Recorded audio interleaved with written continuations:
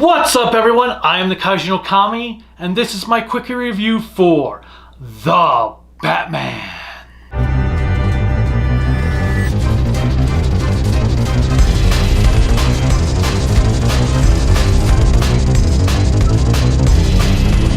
This video is brought to you by the KnK store, creativity by design llc.com/shop. You can buy all kinds of cool KnK merchandise. We've got t-shirts, notebooks, pens, water bottles, and a poster. Check it out, and thank you for your business. Now back to the review.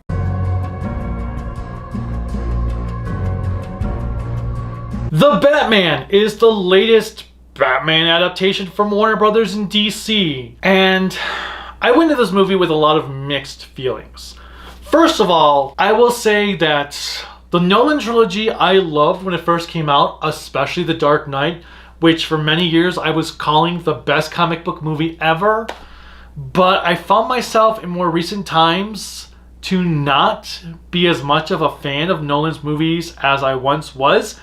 In fact, I'm not even sure The Dark Knight is even my favorite Batman movie. I've actually found myself watching the first Tim Burton movie more over the last several years, multiple times over, than I have any other Batman movie. I haven't even touched the Nolan movies in like 5, 6, 7 years now. I don't know. Nolan's movies, they were good, but, well, the first two were good. Rises sucked.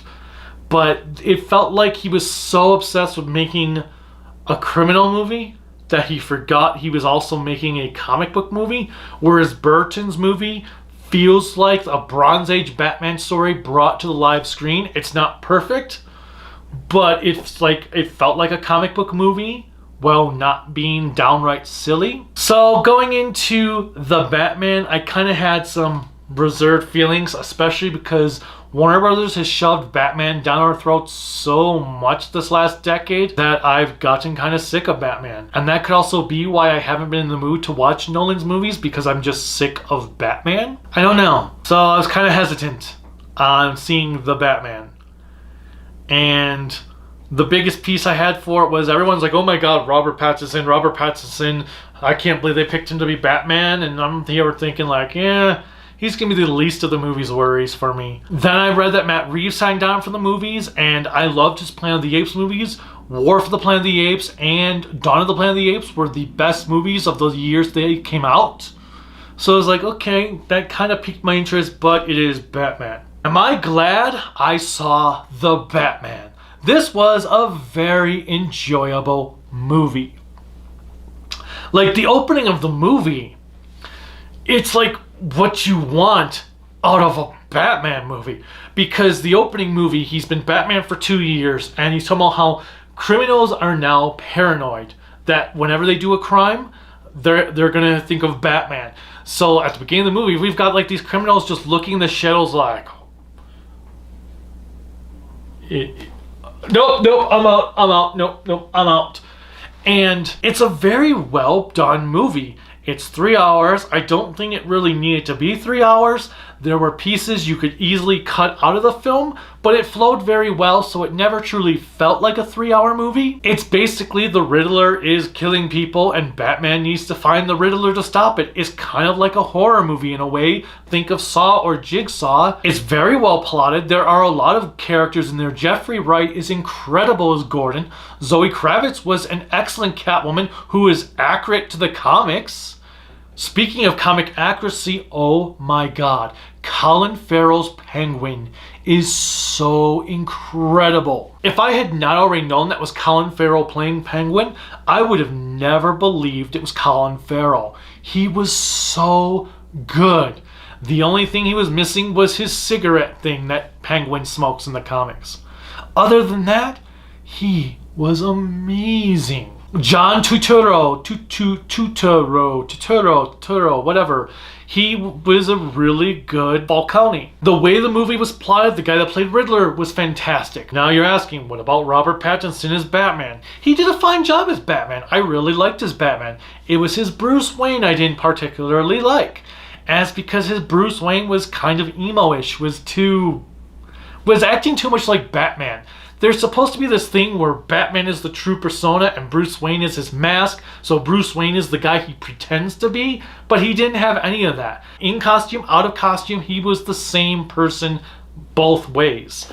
That was the biggest drawback I had with this film. The scene when the Batmobile gets introduced is really wicked badass. I have to say this was probably the best Batmobile introduction of any of the movies, and probably the best chase scene of any of the Batman movies. Now, do not go into this movie expecting it to be a straight up superhero movie. It's actually a film noir detective story like Batman comics used to be, like Batman comics are supposed to be. So it's this whole storyline that I actually felt was more akin to both Hush and The Long Halloween and Dark Victory, where you're having this continuous buildup. I could totally see this movie being adapted into like a 12-issue series. It felt like watching a Batman graphic novel on the big screen, which is what I think was the best thing about it.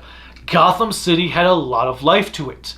It really felt like Gotham City. You could tell it was crime-ridden. It was dirty. It was not a good place to live. And the people living there are either just prideful idiots, or they're stuck there and have no place to go, don't have any way to get out of there because they can't afford to. It had a lot of great social commentary aspects to it, like we did have in The Dark Knight, but again, I feel like this movie actually did it better. I feel like The Batman also highlighted all the issues I have with Nolan's trilogy and brought them more to the front table than I realized watching this one, because as I'm watching this one, I'm like, okay, Nolan did this, but this one does this, and this feels more comic book like, that I could actually enjoy Clayface in this universe. I could enjoy Killer Croc done right.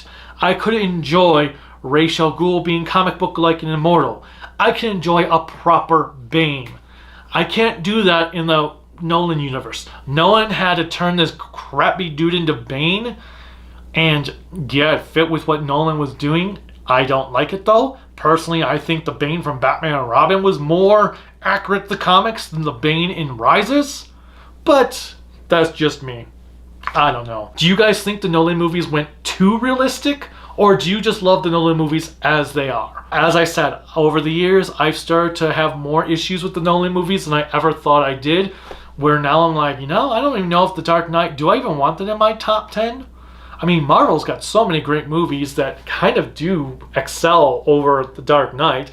Like Winter Soldier, that is better than The Dark Knight. Spider-Man No Way From Home, that's kind of better than The Dark Knight as well. All I know is that I don't hold the Nolan movies as in high regard as I did 10 years ago, which is kind of a shame, but that's the way it is.